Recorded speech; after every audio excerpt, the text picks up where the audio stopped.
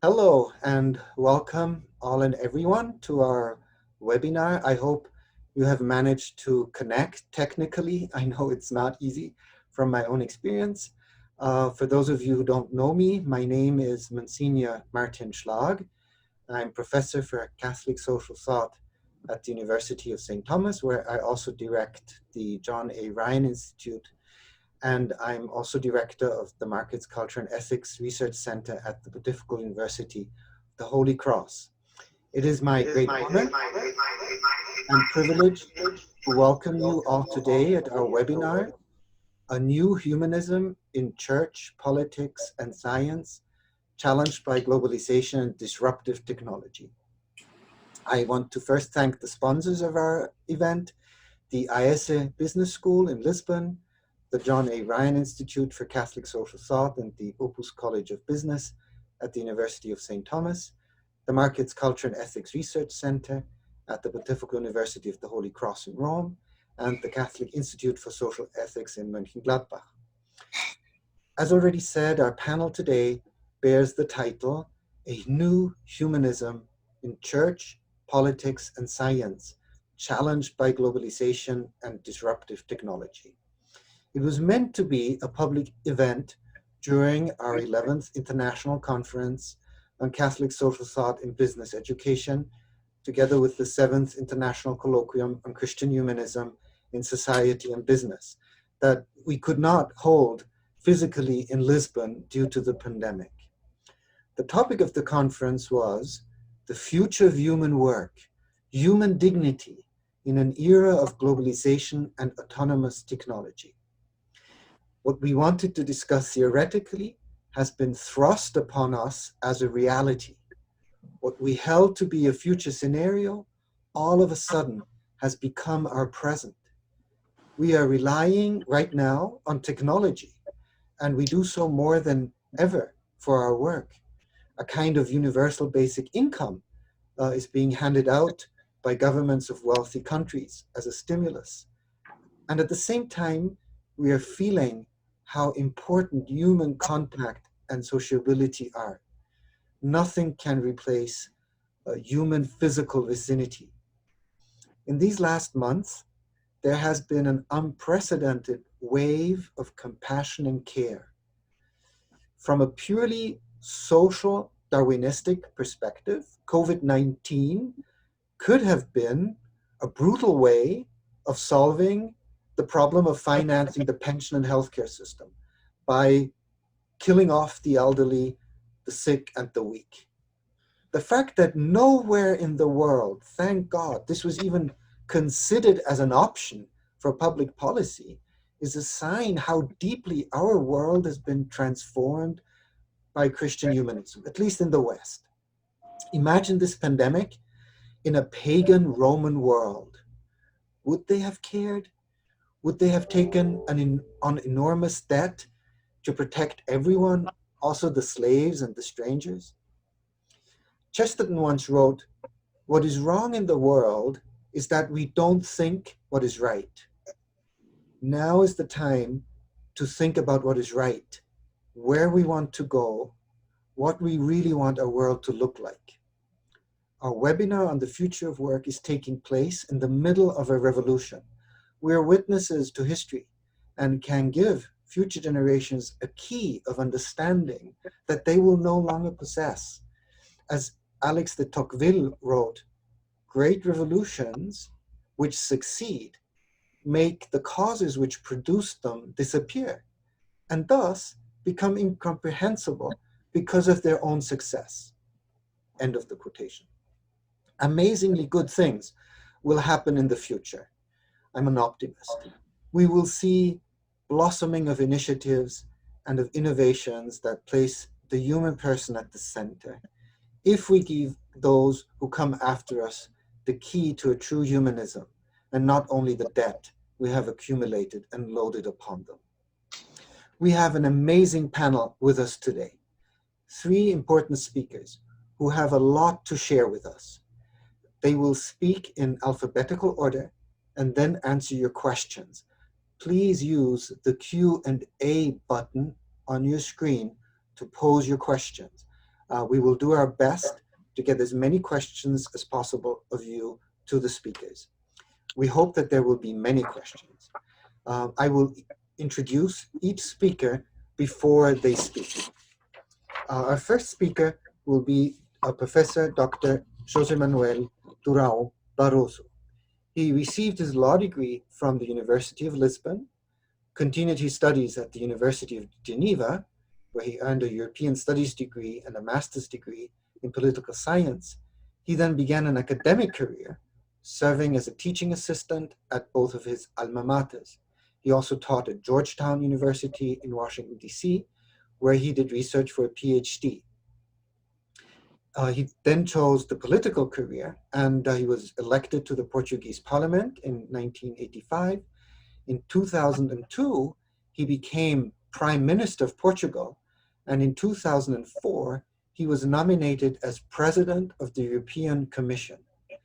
Dr. Barroso remained in the presidency for 10 years, where he played an influential role in the passing of the Treaty of Lisbon, responding to the financial crisis, and incorporating new members in the European Union, as the European Union went from 15 to 28 countries between 2004 and 2014. For me personally, Dr. Barroso was the face of the European Union for many years. I always remember you smiling, positive, and encouraging. Dr. Barroso, the web is yours. Thank you. Thank you very much, Monsignor Schlag, for the extremely kind words of introducing me. And thank you very much for this initiative. It's indeed an honor to be in such a panel with Professor Heckman and Cardinal Turkson in an initiative that is also hosted by IESE from Lisbon, a school I know well. Unfortunately, we cannot be there physically. Lisbon is my native city. I hope that one day we will meet again. We will meet in Lisbon. So it's indeed a pleasure to have this occasion to discuss some of the issues that you have presented to us. I'm not an expert on issues of labor, of work, or on some of the points that you've raised. I'm sure that Cardinal Turkson and Professor Heckman can say much more and better than me about that. But I think what I can probably bring to the discussion is to share some of my opinions based on my political and policy-making experience, not only at national but European level, but also globally, namely the G8 and the G20. Because it is in our topic, the issue of humanism in face of globalization. So the question that I'm really interested in is, can we have a values-based globalization? Can globalization be a force for good or not? And what can we do in terms of our values, also from a European perspective, but that's probably the one I'm going to mention more, to shape globalization so that we have a globalization that respects the values of humanism. I know that globalization has not a very good press. Globalization has been attacked both from the left, far left, and also from the far right. There was the alternative globalization movement, the famous Porto Alegre movement, because they were equating globalization with a kind of a neoliberal, a kind of a laissez-faire, laissez-passer capitalism. More recently, the challenges to globalization come more from what we usually call the right, more identity politics, nationalist politics, populism politics. In Europe, but not only in Europe, we see that in America, we see that in Asia, in many other parts of the world. So, in fact, those who are for openness in the world are somehow in the defensive, from my point of view, because globalization has been, to many people, equal to a kind of a capitalism that does not respect some values, including national identity values or social values. Now, I believe that what we are seeing today with the COVID-19 pandemic, and also following the impact of the great financial crisis that in Europe was also a sovereign debt crisis, we are seeing the acceleration, intensification, deepening and enlarging of some trends that were there already before. Against globalization, some of them because of the geopolitical tensions, namely between the United States and China, but not only those, but also because of the issues of relocalization of supply chains, and also because people have fear, and fear almost always is a driver for societies to close themselves, to protect themselves, to react against what comes from outside. So the question is, can we or not have a globalization that respects the values of humanism? In the topic that we have proposed to us, we mentioned technology. And once again, technology, we have some ambivalence about that, because I believe we can see the progress of technology, great promise, for instance, in terms of medicine, in terms of what we are seeing in artificial intelligence. It's really amazing. And I'm one of those who believe that technology can bring great future for mankind. At the same time, I know the risks. We see today, not only the public discourse, sometimes what I call the fluidity of the concept of humanity. Sometimes the borders or the frontiers between what is human and what is animal, or what is, let's say, technical, is not very clear. So what in Portuguese we call it irredutível, irreductible in French, or irreducible in man. What is irreducible? Essential quality of human sometimes is not clear, because some ideologies do not want this to be clear. They present man as another kind of animal. Okay, we are also part of the animal kingdom, but we are not just like other animals. Or sometimes there are developments in terms of technology, and this is not science fiction. I've heard already very serious professors saying that in the future, not very far from here, we are going to have some kind of hybrid humans. I'm not meaning now robotization. That's, of course, is already happening. I mean some kind of implanting devices in the human body that we are going to have, according to some people, some kind of hybrid humans that are not only humans, where we have part of the persons that will be replacing their reason or emotion by some technology. I mean, this is, for me, really frightening in some points. So this is why what's happening in technology can be really a problem from a humanist perspective, and what is happening in globalization as well, in terms of, for instance, what we saw in the financial crisis. I'm proud that it was my commission I was chairing that put forward more than 40 pieces of legislation to regulate the financial sector, to try to avoid some of the problems we saw in the behavior in some sectors of the financial markets. So you have to find the right balance. And that, I believe, requires a work both at national level in our societies, but also globally. Nationally, I am in favor of what usually in Europe we call social market economy. It's a concept that was in fact developed mainly in post-war Germany, by the way, by many people of Catholic or social Christian thought, and in European community, from Konrad Adenauer in Germany to Robert Schuman in France. They were militant Catholics, and also Alcide de Gasperi in Italy, Christian Democrats, as we always say. But I'm not trying to put it just in an ideological, political, let's say, confinement. I'm saying that the contribution of this social thought, so being in favor of open economies, market economies, but the social vocation. I mean, it's very close, by the way, to the social thought of the Catholic Church, in fact. And I believe that remains very actual. So I think we should avoid the two problems of let's say, the religion of the state or the religion of the market. These are two gods that we should not worship: the market by itself or the state. But the society is important. And at the end, philosophically, what is really important is a person, a human being. That is the center. That is the approach. And so we have to win that battle. It's far from one. It's a difficult issue. There are now competing regimes also, not only in our societies, but globally.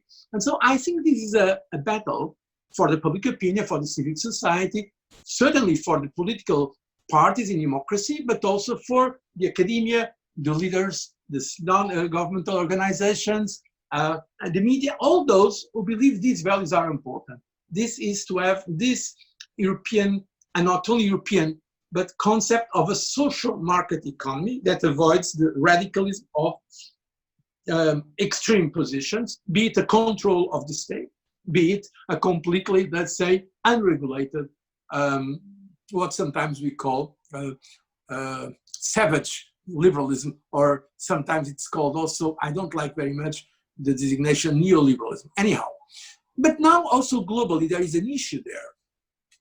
How can we want this globally?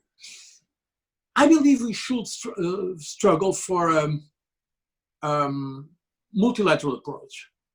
We have a multipolar world now. We have competing powers with competing agendas. And by the way, it's completely legitimate to have a debate about those different regimes, and there are different approaches, for instance, in terms of human rights. At the same time, I think it's important to recognize that there are some common public goods that are for mankind, for preserving, of course, the quality of life in our planet, preserving our environment, fighting against climate change, but also against fighting international terrorism. Pandemics, that's a good case in point where we understand that we should cooperate. We may have different political regimes, but it will be absurd not to cooperate, above those different regimes, because there are those common public goods. And so I think this idea of international cooperation, it's very important. And the way to do it is to keep dialogue and engagement with those we disagree, but trying to encapsulate the disagreements, circumscribing them and avoiding those disagreements, for instance, in terms of ideology or political regimes, that they should contaminate all our agendas. This is possible. And so this is important to be done, because the concept is the concept of mankind. But once again, what is the concept of mankind? It's a very general concept. And you know that saying of Dostoevsky, who said, one of his personages said, "My father loved mankind in general, but he hated every individual in particular." So this is not the concept of mankind I like.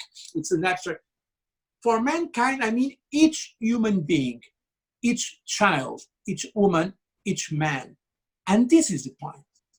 Can we have a concept of mankind where we address the concerns of each human being? And this is the important issue from an ethical point of view in my perspective. Because at the end, I don't agree, I have to say, with the British Prime Minister said some time ago, it's not the current one, she said, if you are a citizen of the world, you are a citizen of nowhere. I don't agree. I am Portuguese and I love my country. I'm a patriotic person, but I'm also a European citizen. But I'm not a European chauvinist. I believe we have a duty towards mankind, to others, namely those who suffer more in the world. So it's a complete mistaken view to put the nation, the state, above the person. When we read our holy books, we see it was not the state that created man.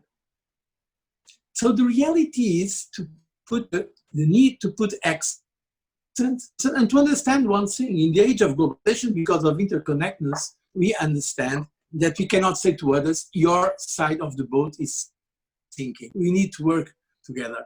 I know this is very simple, but sometimes it's more difficult to implement. And this is not just an abstract concept. This is really concrete things for what we can do. For instance, now facing, and that's going to be my last comment, facing this COVID crisis, we need more support for developing countries. For instance, I've been with others addressing some appeals to the G20 to commit more special drawing rights to the IMF so that they can help the developing countries. In case we find a vaccine, we need to be sure that vaccine is available not only to the rich countries, but also to all countries in the world. So this is not just an abstract concept. The idea, it's important for global governance, how we can make a globalization that works for everyone.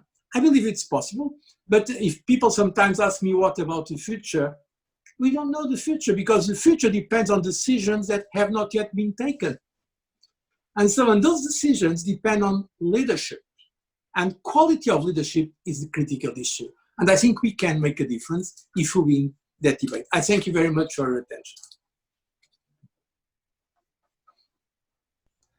Thank you very much, Dr. Barroso, for this wonderful talk in which you focused us on the question, who is the human person? Each human person, not humanity as a whole. You spoke of social market economy, and you spoke of a multilateral approach. I think those are really important topics. And please, if the audience, if you have questions, please do send them through the Q&A button. Now I will present Professor Heckman. Professor James Heckman is the Henry Schultz Distinguished Service Professor of Economics at the University of Chicago, a Nobel Memorial Prize winner in economics, and an expert in the economics of human development. More than official words, here is the testimony of a Portuguese undergraduate student of economics. And I read this, these paragraphs that were sent to me before this webinar. For an undergraduate student of economics, James Heckman is a giant. The econometrics course would be deprived of half of its content if it were not for him. He opens you the door to measure all the invisible information behind data, at least as far as it is possible. You never know when the next measurement method invented by James Heckman is going to be presented to you. But James Heckman is not just a great mathematician and econometrician. Understanding the causes of human development and skill development over the life cycle has been his major quest in the last decades. When you think of Heckman, you think of child development. We often arrive too late when we try to intervene in adolescence and early adulthood. The amazing work of Heckman and his team at the Center for the Economics of Human Development has shown us repeatedly the benefits of investing in the healthy development of children. This is this undergraduate student who wrote this testimony. Professor Heckman is currently editor of the Journal of Political Economy. He's also a member of the National Academy of Sciences, the Econometric Society, the Society of Labor Economics, and the American Statistical Association, a fellow of the American Academy of Arts and Sciences. And I'm sure I've left out so many things, but Professor Heckman, the web is yours. Okay, well, thank you very much. I have somebody helping me here, and I want to use some slides. And I probably will show too many slides. It's a occupational hazard. Whoops, I'm not getting a very full view of these slides. Can you display them better? Let's see, Control L. Yeah, it's kind of really boxed in here. Let me try to get a better view. Well, I can't do any better. Scott, is there any way to improve this image? Well, I don't know. Can you see this? Let me take the cursor for a moment. Yeah, take it for a second. This is so busy, and it's congested. The points are more basic than that. I can see them. You can see them, but you can see a lot of other stuff too. And I guess I'd like to focus attention on the main points, not the auxiliary items here. I thought we had this under control, but we don't, I guess. You have, we can't enlarge it. Okay, well, I think we shouldn't waste time then if we're not going to be able to control this, but I hope we can get around this in the future. This is not good. Okay, so let me just start with this. Scott? Oh. Yes. I guess we should just have to go, but I hope that we can fix this kind of stuff going forward. But anyway, okay. So today I want to compliment, I hope, the other two speakers on the program, and I want to discuss some issues about adaptation to globalization and to change. And I really like the title in the program, Human Dignity, and this is really a theme of what I'm talking about. So what I want to talk about is, and I'm going to use a lot of slides, but the slides are very simple, so I'm not really going to bombard you with much data, but I am going to write things out in a clear way so I can leave a legacy here behind, as you can post it. We know there are a lot of challenges in the world, and it's a consequence in large part of globalization and technical change. And we have issues that have been very much discussed and are continuing to be discussed in different ways around the world. Now, in the US, where I'm from, Dr. Barroso was talking more about Europe. I'm an American, and I'll probably orient myself more. But what I'm talking about is more general. And it also, I think, relates to some of the teachings of the church. When you look at notions about poverty and social immobility, the traditional approach has been to talk about alms to the poor. In a modern language, it's more a redistribution through the tax transfer system. And I think the social market economy of Erhard that was discussed earlier really is a very important contribution using what we call the modern welfare state. And that's a very effective vehicle to a point. But also, it's something that we've investigated, not just in the US, but in Denmark, in Germany, all around the world, England, many, many studies of this. The great experiments on the welfare state were tried out 50, 60 years ago. And I will just refer to the Great Society program that was launched in great optimism, great hope for the future to try to improve the plight of the poor, including a focus on African Americans who were very disadvantaged. But at the time this was put in place, that was more than 55 years ago, the theory of how skills were formed, what the incentive effects would be, everything was unknown. There just wasn't a body of knowledge. And what I want to talk about today is revisiting that vision and understanding how we might supplement that vision with modern knowledge, not drop it.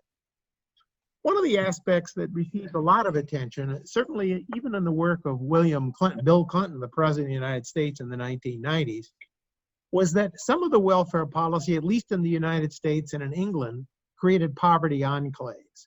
And that created a pathology of its own, essentially in isolating people from the rest of society. So I know it was already said by Dr. Schlag that we have a need to socialize, we have a need to interact. And I would say right now we're all acutely aware of that need as we sit in isolation around the world. But what happened inadvertently was that a lot of the policies had strongly regressive components. And by that I mean there were a lot of implicit taxes on the poor. The poor were viewed as a separate group of people in some fundamental sense. And the idea was you wanted to avoid a lot of cheats on welfare, and you had heavy taxes on people going to work, and you had penalties even for marriage. And in the US, we experimented with this, and by the late 1980s, I think everybody, Republicans and Democrats alike, realized that that original vision needed to be fixed. And it was fixed. And what we did was essentially eliminate tax on the earnings for the poor. We incentivized work substantially.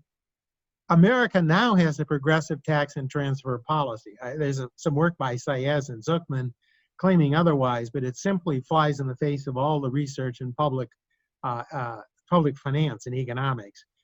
If there's any kind of welfare trap, it's more at the higher end, people who can't get up above the $40,000 a year in 2014 dollars.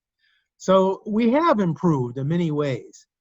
But at the same time, the idea of skills, building skills, we didn't know much. The economics of education was just being created as an academic subject in a systematic way, and a lot has been learned since the 1960s. And one of the sad parts has been that since the Clinton reform, so if you look, for example, one of the whole goals of the war on poverty and the whole goal of the administration trying to reduce poverty and increase welfare was to eliminate intergenerational poverty. So people born into poverty, their children would escape. But unfortunately, if you look at this graph, this is a correlation about whether or not children persist in poverty, given that their parents were in poverty. And there's a very, very strong correlation, and it didn't go away after the 2000, or I should say mid-1990 reforms of President Clinton. And even the more recent evidence supports this. So what I want to argue is that this is a strategy, caring for the poor, lifting them up, giving them a social safety net is certainly an effective policy. But I think there's something else that should complement that policy and be based on a deeper understanding about how we can essentially alleviate poverty and inequality. And so what I want to argue is I want to build skills, not just rely on the welfare state, which unfortunately is still the main vehicle used by most countries. A study that I'm actually presenting tomorrow in Berlin, to the miracles of Zoom, will actually show that in Denmark, which is the model welfare state in some sense, all of the reduced inequality and all of the reduced the reduced intergenerational dependence. So there's more social mobility in Denmark than in the US as measured. All of that's a consequence of the welfare state, tax and transfer policy, very little having to do with skills. So we're still in the process of trying to understand how to shape skills and build a more successful society. And so I want to talk about this and talk about what the latest knowledge says about the life cycle dynamics of human skill formation. Now we know from a lot of recent work, I'm a labor economist, I also do econometrics, do a lot of research in related areas at the Center for the Economics of Human Development. And we know from many, many studies that skills are major determinants of flourishing lives. And what's more interesting is we've also learned what skills are really important. I'll talk about those. And these skills that I'm going to talk about promote social inclusion and social mobility. And promoting those skills promotes human dignity, promotes human agency, and is effective policy in promoting the well-being of a whole society. And I think what we know now is that a skilled workforce is a flexible and productive workforce, for sure. And we need, however, a much more comprehensive life cycle approach to thinking about how to shape skills. And so I want to talk a little bit about that. So here's a figure from the United States. I mean, this is typical in other. UK has similar findings. Germany, a little different. France, more similar to this than to Germany. But literally, if we look at the increase in inequality that's happened in the last 30 or 40 years, we look at its components and we see what are those components. Well, we see that about 23% of the component increase in the Gini coefficients across countries, and this is in the US, but it's true in many OECD countries, is about due to household structure. And I mean literally the fact that more single parent families, which typically are under-resourced and create real issues for the children living there. Employment has been less of an issue, although obviously in downturns it is. Wage differentials by skill do make the lion's share. So in other words, we look at somebody who has a college degree and somebody who has a dropout from any kind of secondary school, you get huge contributions. It varies depending on whether you're comparing the top 90% with the bottom 10% or the like. But what you're getting is finding that earnings disparity is a huge component. That's the price of skills. Women entering the labor market are an equalizing factor, but there still is a disequalizing factor, which is on the prices of female skills. And assortative mating also plays a role in the sense that more educated people are marrying each other and creating an enclave that typically separates from the rest of society.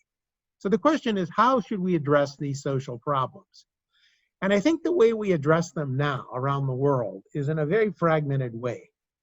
Many of you have much more experience with implementing public policy than I do. But I know that if you look at a given problem, people will say, whoa, let's focus on that problem. So, for example, so the US, the statement here is, should the squeaky wheel get the grease? In other words, we have a crime problem, put more police on the street. We have a medical issue, then yes, we want to improve health. We should have spent more on the health sector, train more physicians, and so forth. So it's a fragmented approach. I'm not saying it can't work or it's ineffective, but I think it could be complemented. And I think what I would argue is in the way that governments act in a lot of these skill questions is wait for problems to appear. We wait for juvenile delinquency and to look, instead of looking for earlier sources of how some kind of this behavior appears. And so I think we learned a lot about the life cycle of human capital accumulation. I want to talk about it. And I'll just give you an example. There's a study done by Terry Moffat and her husband, Caspi, that looks at a panel survey conducted in New Zealand. You can actually see some evidence from this study posted on the internet. And what happens is about 20% of all the actors account for 80% of the results. So what that means, if you look at welfare use, crime, and the like, that targeting turns out to be very effective. And those are the people who in adult life are creating issues, and we can make forecasts of where they stand looking at their skills in the early years. And so I think another part that needs to be implemented, people will talk about skills and they'll immediately turn to schools. Well, that plays a role, but really we have to understand the fundamental role of the family. We need to understand what skills are life relevant. So what I want to talk about, I guess I'm running out of time here, is that character is more important than intellect. This is a phrase that's been used throughout. So much emphasis placed on college degrees, so much emphasis has been placed on academic training or IQ or measurements like things on PISA tests. And what we've come to understand is that these tests are only capturing a small part of what are life-relevant skills. And these are skills that play a huge role in shaping lives. And we have data to go over the full life cycle of individuals. And so if you look at IQ, which everybody thinks is the be-all and end-all, it explains only a tiny fraction of the variability of lifetime earnings. And we see higher levels of cognitive, social, emotional, and executive functioning associated with many beneficial outcomes, giving dignity to those who possess those skills, giving inclusion in the larger society. And it's that factor which plays, I think, a major role. Let me just show you, for example, we can teach self-control. And what do we know from self-control? We know that those individuals who have greater level of self-control have much better health. This is measured early in life, much better, much lower crime rates, and making many fewer mistakes in adolescent years that actually shape the rest of their lives. And so what we have come to understand that what was once called soft skills are actually produced by families, schools, peers, and I would probably argue religious institutions. So skill formation starts in the womb long before children enter schooling and plays a huge role. I'll just give you an example, a very dramatic example. And I guess I'll have to conclude soon, but the structure is really the following. If you look at test scores of children, we can follow these children. These are American children. You get something very similar in Colombia. You find it similar in the United Kingdom, Hong Kong, and other places. If you look at the scores of kids who are born to mothers of different education level, you can see that the less educated kids at age 18 have much lower test scores. Plays a big role in getting admissions to many institutions. If you look at kids of parents who have more the mothers that have some college or graduated college, much higher. But the most important thing about this message is not that the gaps are there at age 18. The gaps are there at age 5, before kids are even entering school. These gaps are determined by early life conditions, family conditions, conditions that are frequently ignored in public policy discussions. So I would argue that the wisdom of investing more in prevention and less in remediation needs to be understood. And we should understand, I guess, Martin, I guess I've run out of time, right? Martin? Please continue. Please continue for okay, I'll take a few minutes more because I want to, so really I want to argue that the family simply does not get the attention that it deserves. I know that's not true in the church, but generally in society, it even becomes a hot button issue. We start pointing to families and asking how we might engage families. Families are the lifeblood of the human being. They are the source, not only from birth, but in creating the values, the skills, and the whole thing. And what we've come to understand is some of these early programs that target the early years, early programs in in elementary schools, but even going back to pre-K and programs at birth that support the family, help the family that's under great stress. Now, in the United States, we see a huge growth in the percentage of children under 18 who have never lived in a family with a marriage. And we're counting cohabitation as marriage. So these are children who simply have a single parent, generally under-resourced, and they create a huge, leads a huge barrier when they start life. And in the United States, this is true of many other countries, but high percentage, a big growth in the percentage of kids born to unmarried women and therefore under-resourced women. And what we've also come to see is that the education gap plays a huge role. And this, again, US data, but if you look at those who have high school or less, you can see that many burst unmarried mothers among high school students, among high school or less, and many fewer among college. So it's a huge education gradient. And why is this important? Because we can understand how those environments help shape the vocabularies and the worldview of the students coming out.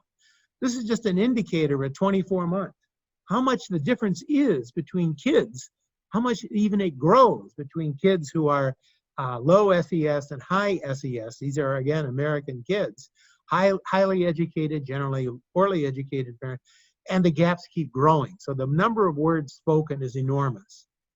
And what's happened in the United States is part of the inequality.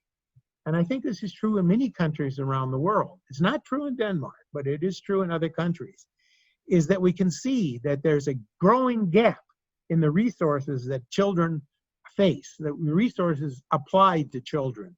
And we know that there are huge examples. So I don't have really time to discuss it. There are two famous examples, the Perry preschool program, ABC, many, many more, working on some programs in China today as I speak. But what is something very interesting, and takes me back to the point that IQ doesn't matter. In the Perry program, children were randomly assigned at age 3 or so. When they entered the program, they had essentially the same IQ, 80. There's all an African-American population. And then there's a huge surge at age 4. But by age 10, it died out. And so everybody back in the day said, this is a failure of a program. It simply doesn't work because it did. But what was the problem? It was a failure of the discussion in the educational establishment, in the policy establishment, that IQ was hardly the measure of what lifetime success was. It was not a failure. And we estimate now, these kids are now 55 years old, and we followed them ever since the initial program. These children are earning basically a 7 to 10% rate of return for each dollar invested early on. 7 to 10% per annum. That's a huge rate of return. And it worked primarily through boosting social and emotional skills. And what I find very inspiring about this is that not only did it help the original participants, the participants are old enough now, we know what their children are doing. And the children of participants are doing much better. So we create home lives that are enriched, where the children face better parents and generally are doing better. So it's intergenerational. And I will skip over this because I will just show you that some of these projects, and this is the notion that we really should think broadly about different points of view. You could wrap up. I'll wrap up.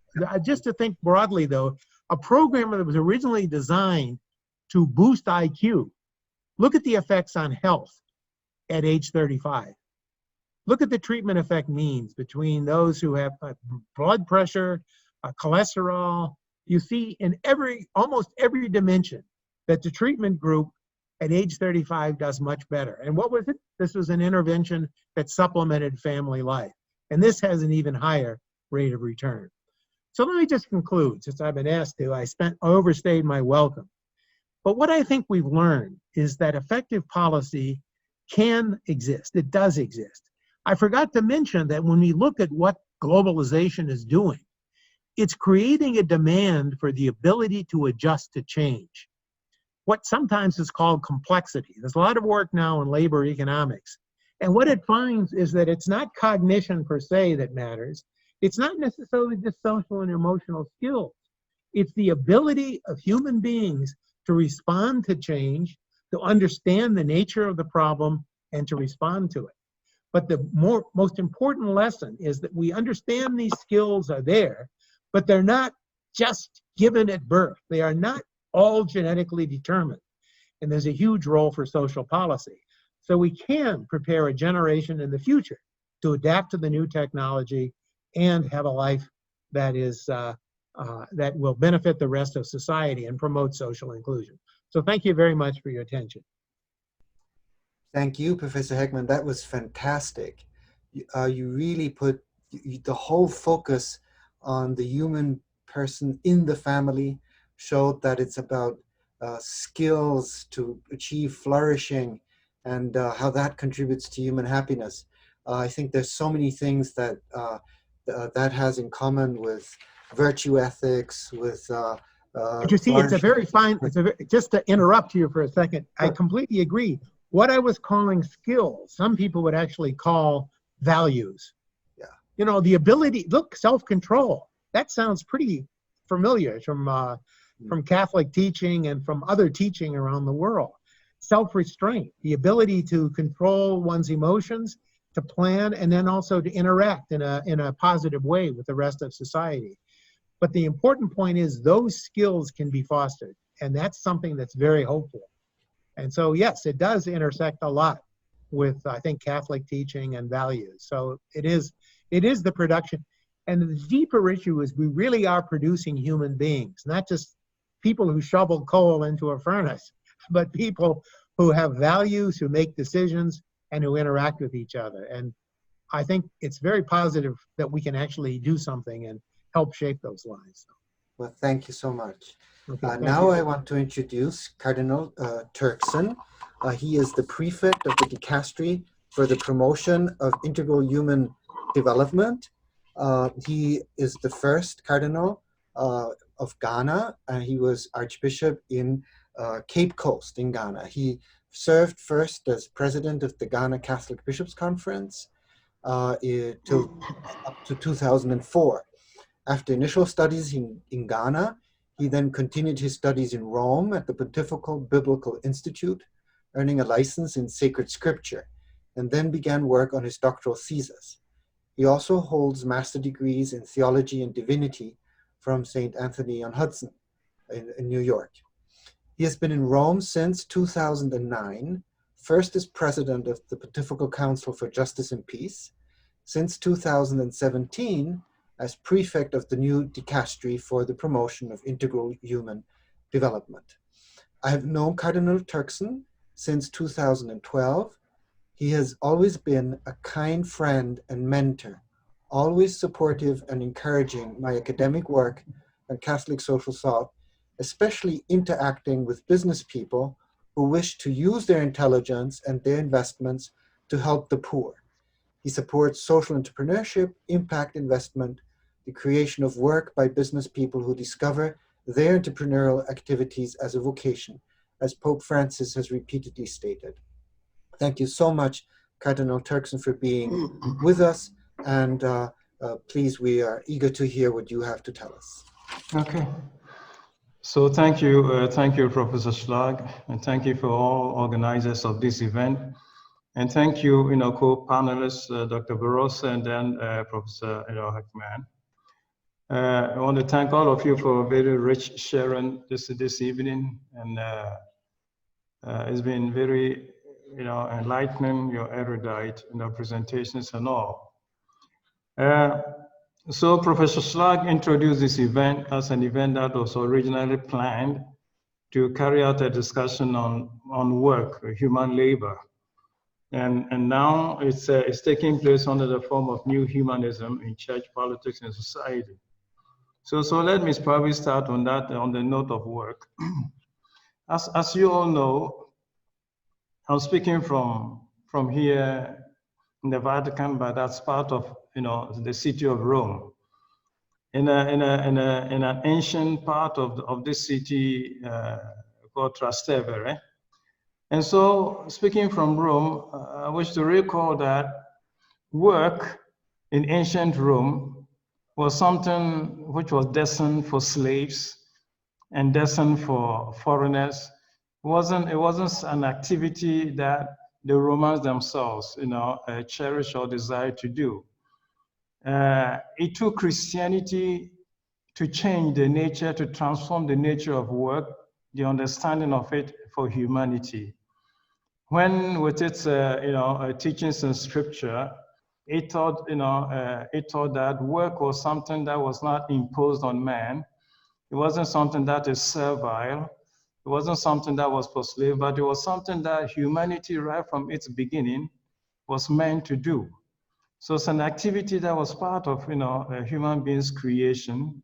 So if you want, you might call it even a vocation of the human being was to work.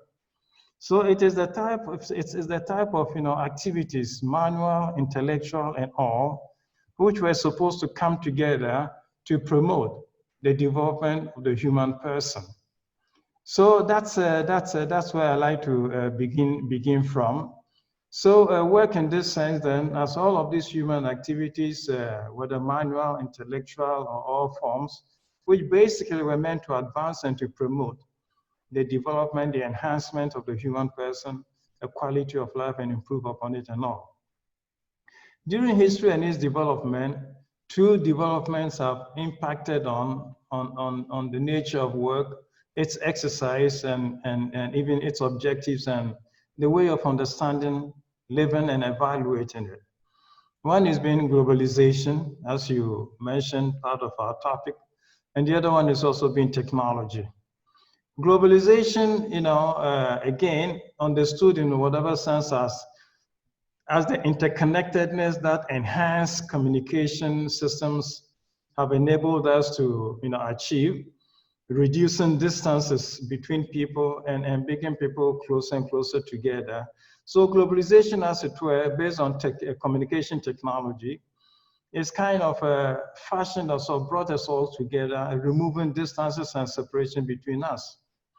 This made Pope Benedict XVI observe that globalization, in fact, does hark back to a basic attribute of the human person, and that is the desire to be in relationship. Unfortunately, globalization then has brought us together, but has now quite transformed us into brothers. We are close to each other. We kind of, live basically on top of one another, but it's not quite transformed us. It's not quite made us brotherly. It's not quite made us and filled us and made us develop the sentiments of brotherhood, one feeling responsible for the other. So this is the challenge of the sense of globalization.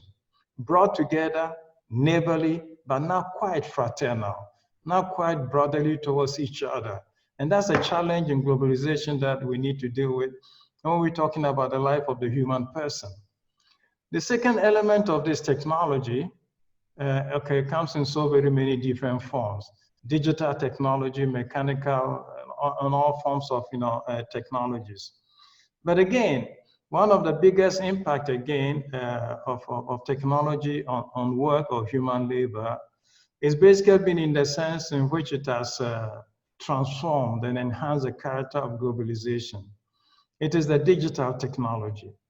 It is, so the artificial intelligence, digital technology and all. And digital technology, by nature, is essentially data processing, data transfer technology. It works a lot with data. And data, either in the form of numbers or in the form of symbols that it takes to present. So working a lot with data, and so now the big talk is about big data that enables us to do still a lot more things, to transform and to move things and all of that. So data has become the term. Now data being figures, numbers, symbols, and all of that, run the risk, therefore, of losing sight of the human person. Because the human person, although can be represented by some figures and symbols, it's not quite simply data. This is observation that has been made several times over when events around the world are reported and people resort to just start quoting statistical figures. about so very many thousand people, so very many, like the present pandemic. Reporting the present pandemic is always taking the form of representing numbers and figures. But the numbers and figures, skip over something that probably is more than just human life is not reducible. An expression that, Dr. Barroso is used this evening, is not reducible to simple figure. Human life is not just a figure, it's not just a statistical figure to refer to and all of that. So when, for example, on the pandemic in the United States, more than 120,000 people have died, it's not just 120,000 people. It's about families broken up. It's about people made widows or widowers. It's about families made orphans. It's about workplace looking, having lost personnel. It's a lot more that goes into this. So I think our talk this evening about about new humanism in the church and all, is probably something that invites us to recognize and to relive or recover the sense of the human person, who the human person is, and all of that. In modern day development, about all our systems, even political, now you include also church, there's always a need to recover the true sense of the human person. Who is man or woman or child? Who is the human person? And the need to recover the sense of the human person is so very necessary, because that's what enables us to also understand how we treat the person and how we work with the person and all. In this present pandemic, with there so very many deaths occurring, which has caused the collapse of businesses and all, what we hear about is what?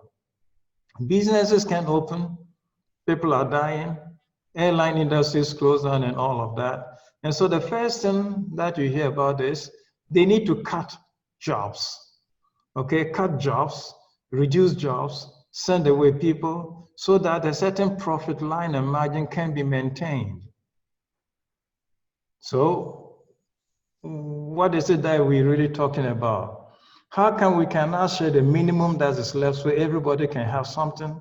Why must it be that a certain level must be maintained and everybody else needs to, we cut jobs, we lay off people so that a certain minimum must be maintained? Pope Francis refers to this and says that in this present situation, he hopes that a new poison is not introduced into the system. And the introduction of this new poison is actually laying off, cutting jobs and all. And he speaks this way because for him, when a person doesn't have the opportunity to exercise work, he also loses part of his dignity, because work becomes a way of one's exercise and living out of one's dignity. And that's the implication.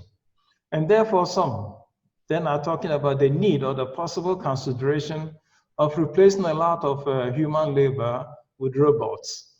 They don't get sick, and so they don't get ever laid out, and they keep the work going, and just so the human workers or the human labor force then has to be taken out. So the nature of work with the human person is so very crucial. It's the one thing that was created at the beginning of human life itself.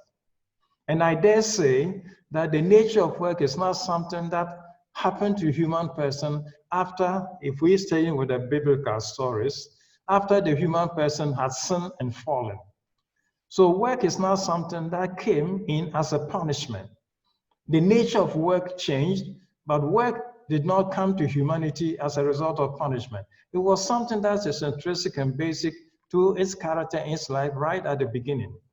So that's how basic and that's how intrinsic to human nature is work. It's part of man's exercise of his dignity.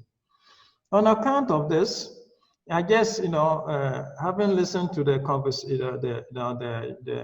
sharing of the two speakers before me, all of whom referring to the dignity of the human person and all, with these observations, preliminary observations, I'd like them to revisit the basic the basic, if you want, the basic principles which enables the church to still uphold the need the need to uphold the dignity of the human person and not to reduce the human person in any way to anything. Okay, so in one of the church documents we call the Compendium of the Social Teaching of the Church, the transcendent vision of the human person and the human activity is rooted in the fundamental principle about the fact that the human person was created by God in his image and likeness. It was created as a person. And so created as a person, irreplaceable, unsubstitutable by any other stuff, human person is endowed with dignity, out of which we evolve the very many different rights. So the different rights are evolved by way of living out, expressing the dignity that belongs to a human person. So this means, for example, that human rights are not issues that are not created by some government or state of law. They are the living out of the basic sense of dignity that a person has.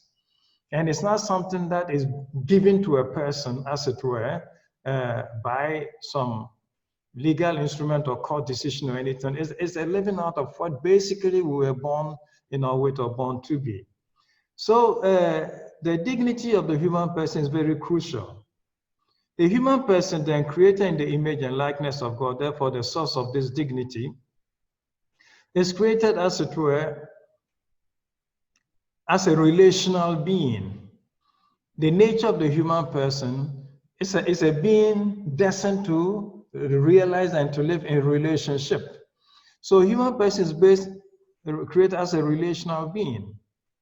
For those who would wish to talk about religion right away, the relation begins between the human person and his creator. Then it's between the human person, one and another, which comes up and which is founded by the thing of fraternity or brotherhood. And then which is the relationship with the earth, his garden home. So the human person is a relational being, destined to realize his own good, his own self in this network of relationship. This I'll have a chance to probably come back to if I don't run out of time myself too, because this is very fundamental. It just means that the human person cannot live in certain situations, which again later philosophies sometimes, with all due respect to Professor Heckman, economic principles and all have sometimes come about. Some have developed something they talk about Robinson Crusoe economics, okay, living alone on an island and all. Jeremy Bentham of England also came out with stuff about the individual, and his interests and all of that, which influenced some of this. But the essential character of the human person is one destined to realize himself in relationship. The other thing in this connection is the thing about the human person created relationally. Therefore, the first form of this relationship is brotherhood. Human person created as brothers. So biblical instance we have is Cain and Abel. And the interesting point about this is humanity is presented as a family, in a relationship of fraternity. All of human race then, as it were, members of one family, are linked and bound by the ties of fraternity. Therefore, it is interesting how Cain rejects and refuses fraternity by killing his brother. And this has been a challenge for humanity till today. Disposing of a brother, getting rid of a brother for whatever reason we may come up with. But the important thing for us is that brotherhood shows that two people coming from the same womb must have the same dignity.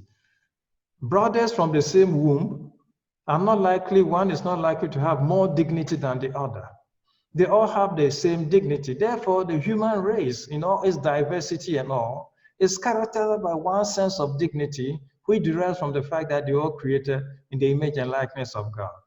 So there's no human being who has more dignity than another. It's impossible. It's not the nature of the human person. So in the light of this, several things happening, begin to be challenged by the Christian sense of the Christian anthropological sense, Christian anthropology, or how we understand the human person. created, it was for nothing that, or it is for nothing that the Greeks refer to brothers with the term adelphos. Adelphos means from the same womb. And when two people are from the same womb, then they share the same dignity. One coming from the same womb, you cannot have one dignity, more dignity than the other. And this for us is also very, very, very, very crucial. And in this type of crucial character of what the human person is, equal in dignity and all of that, and created as a relational being, that's how we realize ourselves. That's how we realize our living together. Therefore, relationship and dignity are what distinguish us as human beings from other created elements. And no one else, and nothing else in heaven and on earth is so constituted. So as creatures created with the inalienable dignity, and we exist in relationship with our brothers and sisters, outside of this relationship, less than human is what we unfortunately then would become.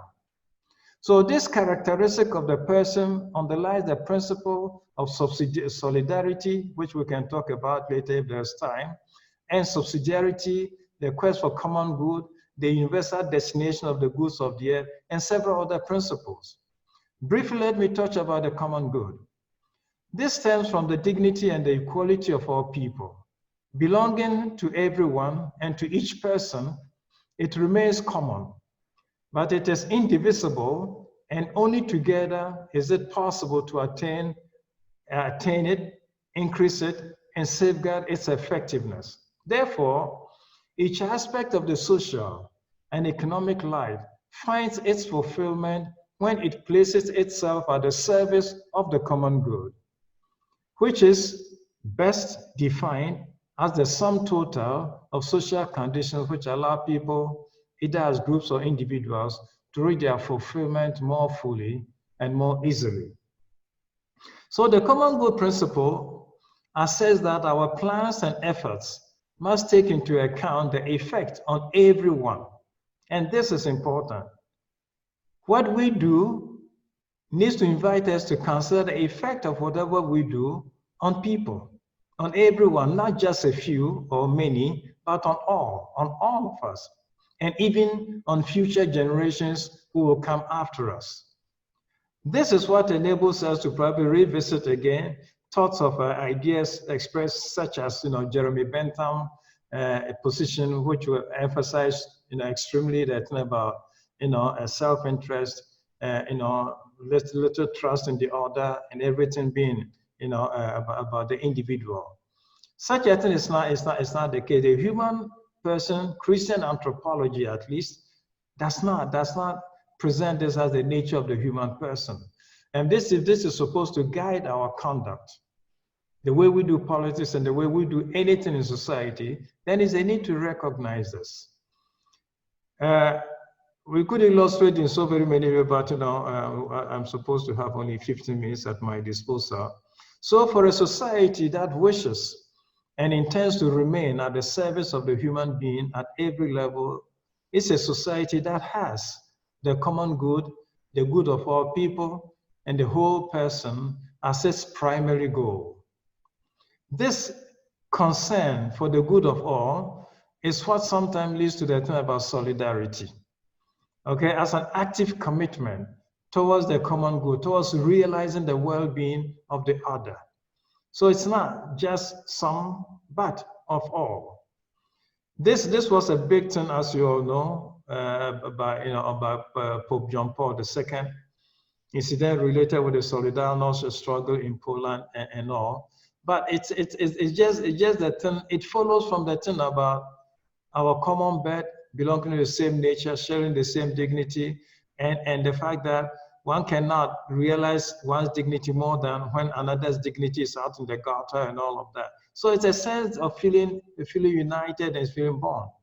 That is the type of thing that restores globalization to its true character, when it doesn't simply bring us closer, but makes us also fraternal. And we cannot be fraternal without reaching out to one another, taking care of one's needs, and ensuring that our dignity as human beings created in the image and likeness of God are realized in each case for every single individual. So that's what it is. We need to become neighbors to one another and ensure that our lives can become good together. In this regard, I probably have 2 or 3 more minutes. I'll just make a quick jump to essay and the institution that is inviting us to do this is a big business school. And so make a quick, a very brief reference from this, if you want, preliminary observations to the application, the work of labor and the work of business and all. And again, for shortness of time, I must only run and not be able to walk quietly and comfortably through all of this. And so lately, for example, Pope Francis's encyclical letter Laudato Si, whose 5th anniversary we celebrate now, introduced a concept which helps us to capture in a very concrete way the Christian sense of the human person, if you want Christian anthropology. Pope Francis talks about integral ecology. And integral ecology expresses the relational character of the human person in all regards. Integral ecology is not simply captured by the sense in which Pope Francis puts about everything is interconnected. That is true. But it invites us to consider the fact that human nature has its ecology. It means that certain conditions must prevail in an environment to make nature itself, our created world, thrive and flourish. Not under cutting all trees, deforesting, mining, emboweling the earth and its every treasure that is in it, the climate change, the pollution and all of that. When we do that, we're not creating a suitable environment for the prosperity for nature to prosper. So nature has its environment to be observed and to be considered. So does the human person. The human person also has an environment, a set of conditions, moral, physical, spiritual, which also need to come together, be realized to enable the human person live his or her life in a full flourishing, full prosperity and all. So the human person also has an environment. And so is it that Pope Benedict would also invite us to consider that even our society, the society in which we live, also has an environment. Again, a set of conditions that should enable society to flourish. And so he goes on to talk about peace. Now, when we put all of this together and recognize that the human person is alive and lives a relational life, our big relationship with God, of course, but then with others is with our earth and with ourselves, with our brothers and sisters. And recognizing integral human development gives us a key in which we can successfully and profitably derive guidance for living our lives to the satisfaction of each other, to the well-being and the fulfillment of each and every other person. So then, by way of concluding, so there will be time for people with questions. By way of concluding, just a brief word then I started with work and I like to conclude with work. In the words of Pope Francis then, work is a necessity, part of the meaning of human life on earth, a path to growth, human development, and personal sense of fulfillment. So work is how human dignity unfolds in everyday and in practical life. And so, according to the Holy Father, Pope Francis, work should be the setting for the rich personal growth where many aspects of life enter into play: creativity, planning for the future, developing our talents, ensuring the well-being of the environment in which we live, safeguarding all the elements that contribute to our better future. Mr. Barroso just told us this evening that we need the future that we are trying to achieve depends on the quality of leadership. That is true. Depends on the quality of leadership. But it may interest you to know that presently, dealing with this COVID in the Vatican, the Holy Father has put together a small commission, Vatican Commission for COVID-19, and we're not supposed to prepare for the future for which we will need, qualified or the quality of leadership. The task of this group is to prepare the future, is to prepare their future, not any part of some type of future that is there, but to prepare the future. And that just means that the task of it is the future we want, as it were, the future that is best and ideal for the human person, the future that enables the human person to live. In the sense of this, integral ecology, they live happily, to live prosperously, and all of that. And so it is living in such a way that, as Pope Benedict again said, it is when human activity is inspired by love that it anticipates the creation of heaven, the kingdom of God on earth. And it is with this that we seek to prepare the future, a future of tranquility, prosperity, and happiness for all of us. Thank you for your kind attention. Thank you very much, Your Eminence, for sharing these thoughts with us, and especially for reminding us of what the foundation is, this relationship, fraternity, human dignity as being an image of God. So now we come to the question section. We have received many questions, and we're trying to bundle them and get as many in as possible. We have about 15 minutes, so I will start reading the first question, which is for Dr. Barroso. You said that for a new humanism to be a reality, we need quality leadership, good leadership. How can a new humanism take effect? Do we need to promote political training at schools? What is the role of education for active and participatory life in the community and the political dimension? Please try to be brief in your answer. You have to unmute. Professor Barroso, you have to unmute.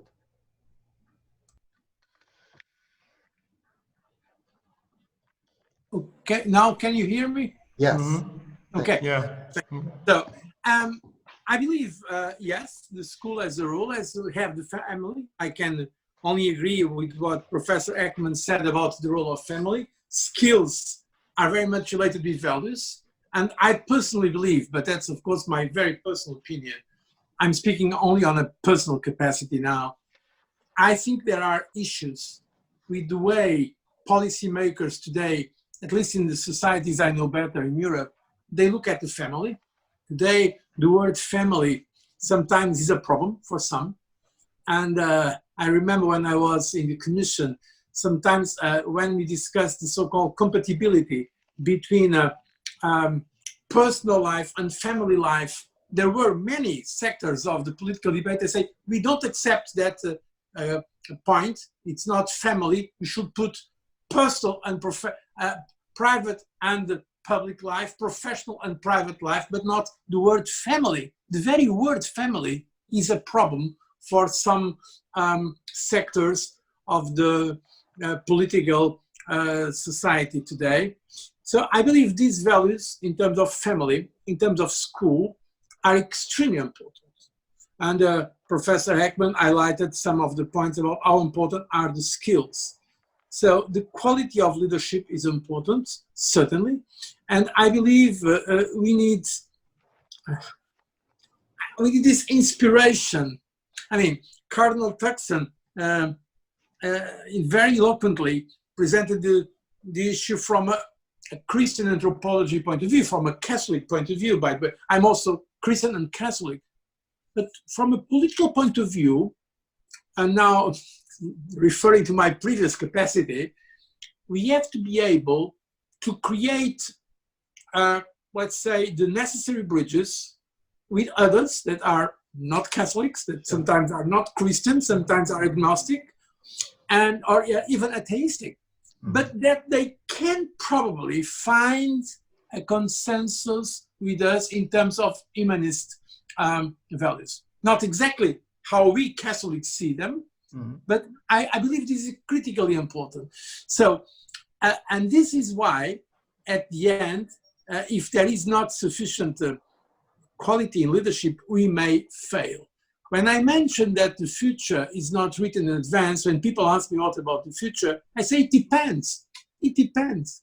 It depends on what we do or we don't do. Namely, when I address young people all over the world in my conferences. We can discuss the trends. Yes, there are sometimes hard trends. In French, people say les tendances lourdes. So there are hard trends that are, of course, we can observe. And sociologists and politologues and experts, they analyze those trends. But I think the future is not written in advance. It depends on what we do or we fail to do. That's why leadership is so critical. So, and of course, the role of education and the role of family and our societies is, I believe, decisive for that quality of leadership. Thank you very much. Professor Heckman, the next question is for you. Parenthood implies the acquisition of skills. However, it seems that firms and society do not recognize this. In addition, siblings also help in the acquisition of soft skills, but we observe many couples with a single child. Can you comment on these facts? Do you have any thing to say on that? Well, there are many points there. I don't think I can comment on all. I think the family has... We can't see, we can only see the top of your glasses. Oh, sorry. Actually sat down. There we go. There on we a go. chair. That's okay. I'm not trying to hide. Okay, here I am in all my glory. I think the family structure, as Dr. Barroso was saying, I think it really is a hot button issue in the sense that people don't want to discuss it. And I think it's because it seems too personal and it seems too much intrusive. At least in the United States, it's a big discussion. Right now, in terms of the Black Lives Matter and a lot of the protests, if the family is ever mentioned now, that becomes completely unacceptable, completely. And it's viewed as blaming the victim and so forth. And yet, very intelligent leaders, many African-American leaders in particular, have pointed out that bolstering that family, many of these children are raised in disadvantaged environments, can only help. So I think when the issue so yes, siblings help a lot, parents help a lot. One child family isn't necessarily a problem because they can go to school, they can meet with their peers and so forth. So I don't see that as an issue. But what I do see is families that are fractured, that are basically in poverty, a lot of them single parent mothers, and the mother simply doesn't have time to raise the child and can't afford the child care. And you saw, I put up one figure that showed the huge disparity, at least in the United States, between the amount of money spent per child from an affluent family and from a very poor family in the United States. So I think really understanding the origin of skill and origin of value is a huge, huge issue, but it's totally off the, at least in the United States, it's almost totally off the table. And it's a mistake. I don't know the state of the discussion in other parts of the world, but in the United States, it's even though it's recognized to be important, it's not discussed. It's something outside of discussion. Hear, hear. I cannot agree more.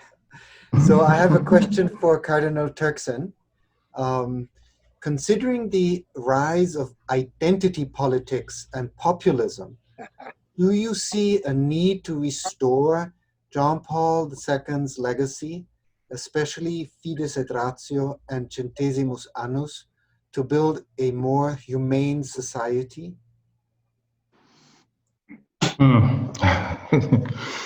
Okay, so thank the questioner. Yes, so she's very conversant with these two documents also for John Paul II about a very humane society. So let's say humane society is a society in which there are human virtues, truly human virtues, ways of living, human, and there are so very many virtues which contribute to this, human. So Fides et Ratio invite us to dialogue between faith and reason, two components of the human person. The human person is not just religion, but it's also a thinking, rational being, the two together. This, after John Paul II was lived in a very eloquent way by Pope Benedict XVI, when instead of celebrating again in memory of St. John Paul II, the World Day of Assisi, he celebrates it under the rubrics faith and reason in dialogue for the truth. Okay, and his big point is that faith is searching for the truth, reason is also searching for the truth. So come, let's work together and search for the truth. So that's now when the two are searching for the truth, then they're looking at the truth, which ultimately underlines and makes human life, humane and the stuff that is. So yes, we can revisit those two documents for the inspiration that they give. Human life is always made up of the heritage, the rich heritage that we inherit from those who've gone before with their insights and all. And John Paul II in these two documents gives us a lot which enlightens, the part of our understanding of the human person, the human being, and the way that it can live its life in a very prosperous way, which is being humane, as it were, in all senses and all regards. Thank you, Cardinal Turks. We are coming to an end of our webinar. There have been many questions, and some of them ask the question of universal basic income that is coming out.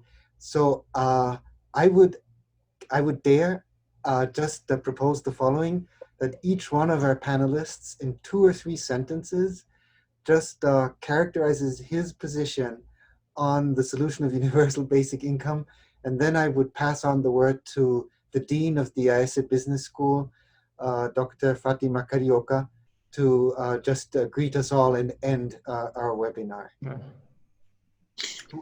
Shall we just start with Professor Barroso and then Professor Heckman and then Cardinal Turkson on the question of universal basic income? Can you hear me? It's okay? Yes. Look, when I was president of the commission, in fact, we launched, one of my commissioners, Commissioner for Social Affairs, launched that idea in the debate. I prefer to speak about insurance against unemployment than a national basic income. I think, of course, there should be a kind of support for those who have a handicap, but I believe the concept of, the idea that someone receives an income without working when he or she can work, I don't like, frankly, for the reasons, by the way, if I may say, that Cardinal Turkson mentioned. Work is linked to the very dignity of man of mankind. So, but the idea that the community should support those that cannot work because they have an handicap, or those that are victims of an unemployment situation, I fully agree. So, and I will support it. In fact, most European systems have more or less generous systems of employment insurance, and that I would support it. Thank you. Professor Heckman? Well, I would say that the idea, I was mentioning the Great Society in my talk, there we tried actually cash transfers to large groups of individuals. And the way it was administered anyway, it drew people away from the larger society. And it actually, instead of engaging them, it actually removed them. And it wasn't just that housing projects were designed that way. It was that it basically didn't engage the people in what everybody else was doing. And I think that degraded the people. It hurt their ability to engage in the workplace going forward. And I think it stigmatized them. And I think that was something very bad. Now, the universal basic income is going to be more general. Everybody gets a piece of it. But I still think work is a basic value. And I think it teaches you a lot. There's so much learning by doing. That's the way we actually learn. That's the way a lot of learning takes place, on the job. Personal learning and learning for things in society as a whole, technology creation. So I really wouldn't favor, I would agree with Dr. Barroso that there's a real value in work. And I would really hate to detach people from society. Thank you. And Cardinal Turkson, would you like to? Yes. This topic. This idea is gone around here in the Vatican quite a bit. Pope Francis, sometimes cited as even proposing and coming to this. It is true that the word income is not yet tied with work. When you work, you receive an income. Therefore, to talk about basic income without talking about work, creates kind of distorts the vision a little bit and can lead to the observations that is just been made. In other words, if universal basic income is possible, can we find a way of fashioning work, some form of work for everybody, so that a basic salary can be received? If that's the case, I think things can happen, and work doesn't always have to be in the office, doesn't have to be in the high places. Different forms of work in society, social services can all be structured in such a way that everybody does something for which everybody receives an income. This has become a topic because of this pandemic. When a lot of people lost their job, they're sitting home. Therefore, instead of handouts, they talk about universal basic income.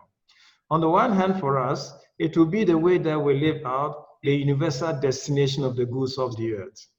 Okay, goods of the earth destined for everybody. But that has to be done the way, as observed by Professor Heckman, that it doesn't lead to a loss of dignity of an individual, loss of stigmatization or discrimination, but has to be done in such a way that it upholds rather the dignity of people.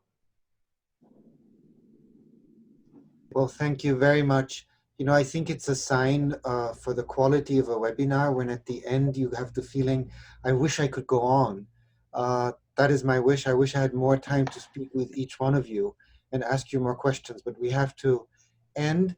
And I would ask Dean Dr. Fatima Carioca to address us and to end our webinar session.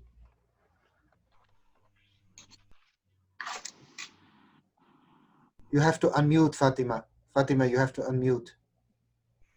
Now you are listening? Thank you. Just a few words to say that next year, IS Business School will be celebrating a significant milestone. We will be 40 years old. We are the most ancient business school in Portugal. We like to believe that as a business school, the knowledge, the skills, and the ideas that we introduced since we started changed the business mentality and how things were done at the time, at least in Portugal. All of us know that with great power comes great responsibility, and this also applies to the role of business schools in both economic prosperity, but also in context of receptions. Business schools do have a strong responsibility in their immediate surroundings, their local economies and the global economy. I do believe so. Saint Pope John Paul II, that we are celebrating, as this year would be 100 years old, once said that no one has a simple and easy solution to all the problems connected with human work. But I offer for your consideration two basic principles he has. First, it is always the human person who is the purpose of work. Every consideration of the value of work must begin with man, and every solution proposed to the problems of social order must recognize the primacy of each human person over anything. Secondly, we also have the task of finding solutions cannot be entrusted to any simple group in society. People cannot look solely to governments as if they alone can find solutions, nor to big businesses, nor to small enterprises, not to unions, nor to individuals in the workforce. All individuals and all groups, and that includes families and schools, must be concerned with both the problems and their solutions. In other words, and I hand quote, the future of work is a challenging issue, very complex, and so the formulation of solutions must be based on cooperation and dialogue between, I think, all the different actors. And I think this was exactly what happened this afternoon, an open dialogue, building blocks dialogue, and I would like that, as Father Schlag, to go on and go on and go on. I thank for this Father Schlag, for the challenge he has placed on us, his enthusiasm and presence among us. I also thank Cardinal Turkson and Professors Barroso and Heckman. I'm grateful for your generosity, the availability of your agendas, and the insightful ideas you shared. Business schools are central to the business community at a local and global level, but their powerful and deep impact must be infused with an ethical view of business and a constant consideration of the common good, as we have seen. Otherwise, I think the management knowledge we promote will not lead to a more fair, sustainable, and humane economy. Now that due to the pandemic, the world again needs to sort itself out and to recover growth and prosperity, I believe that us as a business school must be key players in the future of humankind. IS Business School acknowledged its crucial role to contribute to this important goal by training leaders to be skillful, with spirit of service, responsible and accountable. Thank you all very much for your presence, and a special greeting to our alumni meeting. And I trust that it indicates that the will of each one of us to go forward and make this happen, this dream of having a future for all humankind. Thank you all. Farewell. Thank you. Thank you. God bless. Thanks. Bye.